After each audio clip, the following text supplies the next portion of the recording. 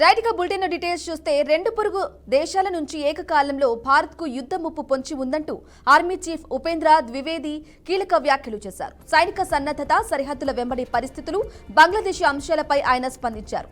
భారత్ కు వ్యతిరేకంగా చైనా, పాకిస్తాన్లు కుమ్మక్కవుతున్నాయని ఆయన నర్మగర్భంగా వ్యాఖ్యానించారు. ఉగ్రవాదానికి కేంద్ర బిందువు అయిన పాక్ భారత్ కి పొరుగున ఉన్న ఏ దేశంతోనైనా సన్నిహిత సంబంధాలు పెట్టుకోవడం ఆందోళనకరమని అన్నారు. చైనాలో తయారైన సైనిక ఉత్పత్తులను పాక్ వినియోగిస్తోందని తెలిపారు. ఇక ఆ రెండు దేశాల మధ్య కుట్రపూరిత సంబంధాలు ఉన్నాయన్న వాస్తవాన్ని భారత్ అంగీకరించక తప్పదని స్పష్టం చేశారు. అయితే భారత్, బంగ్లాదేశ్ మధ్య సైనిక బంధం బలంగానే ఉందని ఆయన పేర్కొన్నారు.